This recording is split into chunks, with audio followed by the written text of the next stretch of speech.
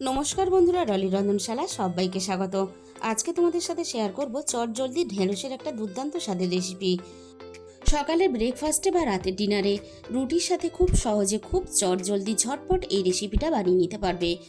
আর রেসিপিটা কেউ কিন্তু স্কিপ করে দেখো না, শেষ পর্যন্ত আমি রান্নাটা কিভাবে করেছি সেটা যদি মিস হয়ে যায় তাহলে রান্নাটা আমি যেভাবে করেছি এইভাবে না হলে তাহলে খেতে কিন্তু অতটা ভালো লাগবে না।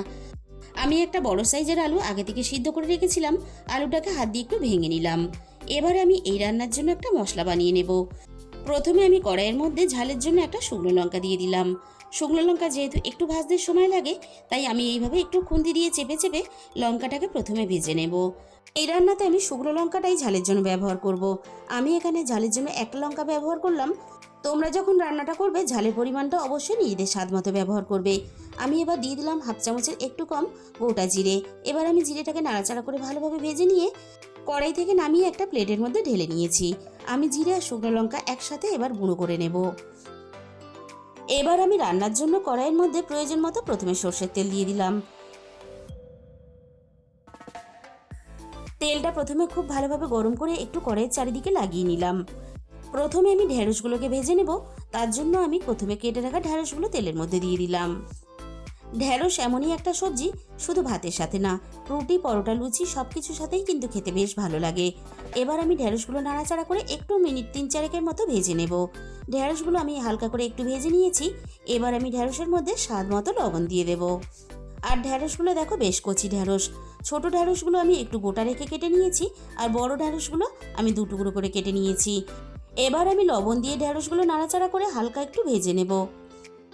ঢেঁড়সগুলো বেশ ভালোভাবে আমার ভাজা রেডি হয়ে গেল। এর থেকে বেশি আমি আর ঢেঁড়সগুলো ভাজবো না, তাহলে খেতে ভালো লাগবে না। এবার আমি সমস্ত ভাজা ঢেঁড়সগুলো কড়াই থেকে তুলে নিয়ে আবারও আমি প্রয়োজন মতো অল্প একটু তেল দিয়ে দিলাম। তেলটা আবারও খুব ভালোভাবে গরম করে নিয়ে এবার আমি তেলের মধ্যে ফোড়নে দিয়ে দিলাম অল্প একটু গোটা জিরে। এবার আমি জিরেটাকে নাড়াচাড়া করে হালকা একটু লালচে করে ভেজে নেব। আমি এখানে ফোড়নে জিরে ব্যবহার করলাম, তোমরা চাইলে কিন্তু কালো জিরেরও ব্যবহার করতে পারো। এবার আমি সিদ্ধ করা আলুটা তেলের মধ্যে দিয়ে দিলাম। আমি আলুটা ভাতের মধ্যে দিয়ে সিদ্ধ করে নিয়েছিলাম। এইভাবে যদি আলু একটু সিদ্ধ করে নেওয়া হয়, তোমরা চাইলে কিন্তু প্রেসার কুকারের মধ্যে দিয়েও সিদ্ধ করে নিতে পারো। গ্যাসের পরিস্থিতির কথা ভেবে যদি আলুটাকে এভাবে একটু ভাতের মধ্যে দিয়ে সিদ্ধ করে রান্না করা হয় তাহলে এক কাজে 2 কাজ হয়ে যাবে। আলুটাকে একটু নাড়াচাড়া করে ভেজে নিলাম। এবারে আমি কড়াইয়ের মধ্যে অল্প একটু জল দিয়ে দিলাম। এবার আমি একে একে রান্নার গুঁড়ো মশলাগুলো দিয়ে দেব। প্রথমে আমি রান্নায় স্বাদ মতো লবণ দিয়ে দিলাম, আর দিয়ে দিলাম অল্প একটু হলুদের গুঁড়ো। আর এই রান্নাতে আমি কিন্তু ঝালের জন্য কোনো রকম লঙ্কার গুঁড়ো ব্যবহার করব না, তবে তোমরা চাইলে কিন্তু লঙ্কার গুঁড়ো ব্যবহার করতে পারো। আর সাথেই আমি অল্প একটু ধনে গুঁড়ো দিয়ে দিলাম। এই রেসিপিতে খুব বেশি মশলার ব্যবহার করার দরকার নেই, অল্প মশলাতেই রান্নার স্বাদ অনেক বেশি ভালো হয়। আলুর সাথে মশলাটা নাড়াচাড়া করে মিনিট 2 মতো বেশ ভালোভাবে কষিয়ে নিলাম। এবার আমি ভেজে রাখা ঢেঁড়সগুলো আলুর সাথে দিয়ে দেব। রান্নাটা খুব সাধারণ হলেও রান্নার স্বাদ কিন্তু ভীষণই ভালো হয়, তোমরা একদিন হলেও বানিয়ে দেখো। এবার আমি ঢেঁড়স আর আলু একসাথে নাড়াচাড়া করে একটু কষিয়ে নেব। খুব বেশি কষানোর দরকার নেই, মিনিট 3-4 মতো আমি ঢেঁড়স আলু একসাথে নাড়াচাড়া করে কষিয়ে নিয়েছি। এর থেকে বেশি আমি আর কষাবো না। এবার আমি রান্নার মধ্যে প্রয়োজন মতো জল দিয়ে দেব, তবে জলের পরিমাণটা আমি একটু বেশি দেব। রান্নাটা যেহেতু আমরা সিদ্ধ আলু দিয়ে করেছি তাই রান্নাটা ঠান্ডা হওয়ার পরে কিন্তু অনেকটাই গাঢ় হয়ে যাবে। আর এই রান্নাটা আমি রুটির সাথে খাওয়ার জন্য বানাচ্ছি, তাই রান্নাটা আমি একটু মাখা মাখা করে করব।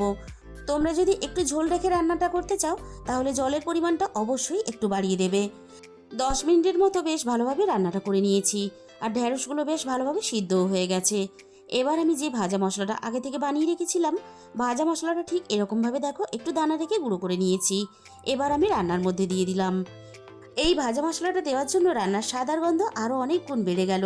তোমরা একদিন হলেও বানিয়ে দেখো, গরম গরম রুটি, পরোটা বা ভাতের সাথে খেতে দুর্দান্ত লাগে। তাহলে বন্ধুরা, আজকের এই রেসিপিটা ভালো লাগলে ভিডিওতে একটা লাইক করে দিও, আর নিজেদের বন্ধুদের মধ্যে শেয়ার করে দিও।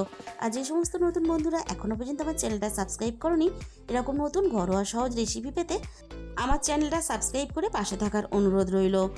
রেসিপিটা দেখার জন্য তোমাদের সবাইকে অসংখ্য ধন্যবাদ।